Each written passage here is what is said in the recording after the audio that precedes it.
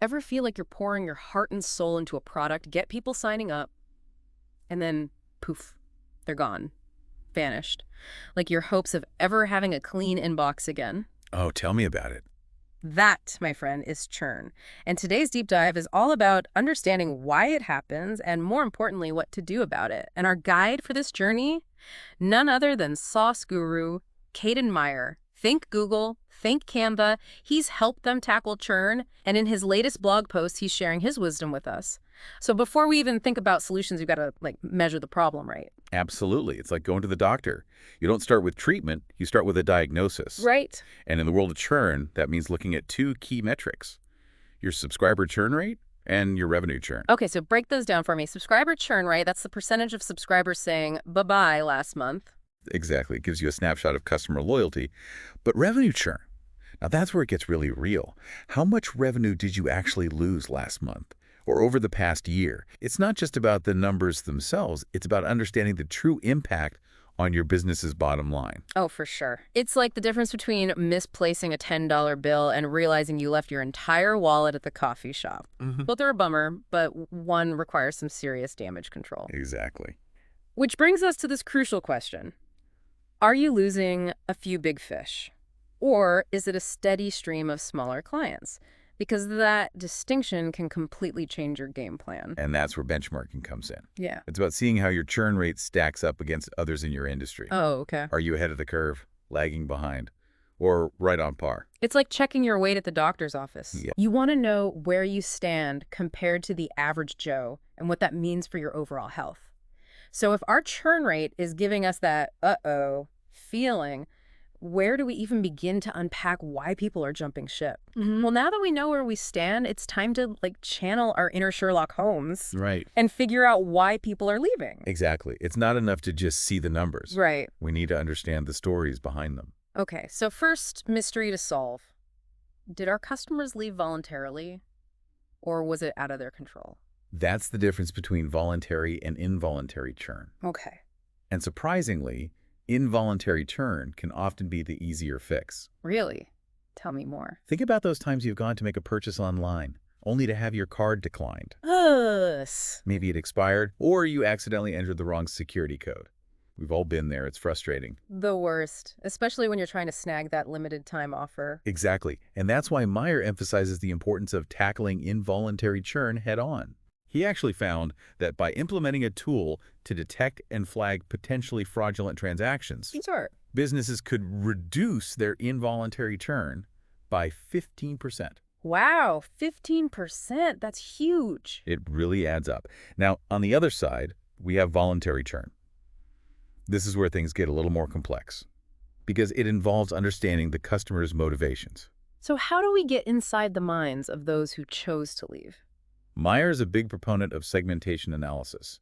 This is where we break down our customer base into smaller groups based on shared characteristics. Okay, so instead of looking at everyone who left, we might look specifically at those who were on a certain pricing plan or joined during a specific time period. You got it. And this is where it gets interesting. Meyer recommends analyzing cohorts based on their initial acquisition channel. Oh, okay. For example, users who signed up through paid ads might have different expectations than those who found you organically through a Google search. That makes sense. You'd probably put more effort into researching a product you found yourself versus one that you just clicked on in an ad. Precisely. And by understanding those nuances, we can start to tailor our messaging and onboarding processes more effectively. So for example, if we notice a high churn rate among users who signed up through a specific ad campaign, Right. we might want to revisit the messaging and see if it's setting the right expectations. Exactly. Or if a particular pricing plan is experiencing high churn, it could be a sign that the features and value proposition are aligned with the price point. This is all starting to make a lot of sense, but let's be honest.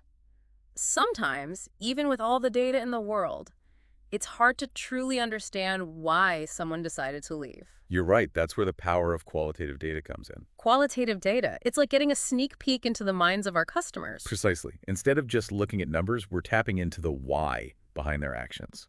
Okay, so how do we go about gathering this valuable intel? Well, Meyer outlines a few key tactics in his blog post. Ah. First, we have exit surveys. That's surveys. Think of these as your last chance to get feedback before the customer sails off into the sunset. Right, right. But it's like a quick temperature check, not a full-blown interrogation room. Exactly. Keep it short and sweet. Okay. Focus on understanding their main reason for leaving. Makes sense. No one wants to fill out a dissertation when they're already checked out. Now, another powerful tool is user recordings. User recording. This is like having a fly-on-the-wall perspective of how customers are actually interacting with your product. Okay, I'll admit, user recordings sound a little Big Brother-ish, but I can definitely see how they'd be eye-opening. Oh, you'd be surprised how many usability issues you can uncover just by watching how people navigate your platform. Yeah. You might think something is intuitive, but then you see someone clicking the wrong button 5 times in a row. Ouch. Talk about a reality check. Right. And of course, we can't forget about good old-fashioned customer reviews. Absolutely. They can be a gold mine of insights, both positive and negative. It's like eavesdropping on a conversation about your product at a coffee shop.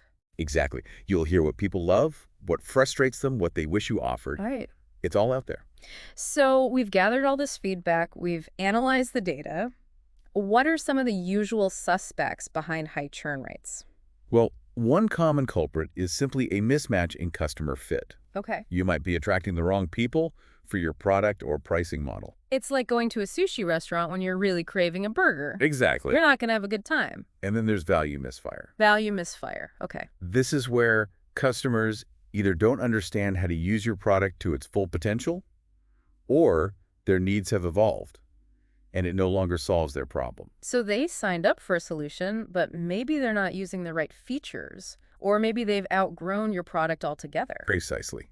And, of course, we can't overlook the importance of a smooth user experience. Yeah. A clunky interface, bugs, missing features. Mhm. These can all send customers running for the hills. Sure. No one wants to feel like they're trapped in a digital escape room. Exactly. And finally, there's price sensitivity. Okay. Sometimes, no matter how much value you offer, it comes down to cost. Right. It's about finding that sweet spot. So it's a balancing act between providing exceptional value and making sure your pricing is aligned with the market. Exactly. Okay. So what are our takeaways here? What can listeners do with all of this newfound knowledge? The key is to view churn not just as a problem to be solved, Yeah. but as an opportunity for growth. Ooh, I like that perspective. By understanding why customers leave, we can make improvements to our product, our messaging, our overall customer experience. It's about creating a product and a company that people truly want to stick around for. Exactly. And remember, churn is an ongoing process. Right. Even the best companies experience some level of churn. The key is to stay vigilant, keep learning, keep iterating. Well said. It's been a fascinating deep dive into the world of churn today. Thanks to the brilliant insights of Kate and Meyer, we've gone from feeling clueless to equipped with the tools and knowledge to tackle churn head-on. If you're ready to roll up your sleeves and turn those fleeing customers into loyal fans, be sure to check out the show notes for links to all the resources we discussed today. And remember, even if you're already a churn-fighting pro, there's always more to learn. That's it for today's deep dive. Until next time, happy analyzing.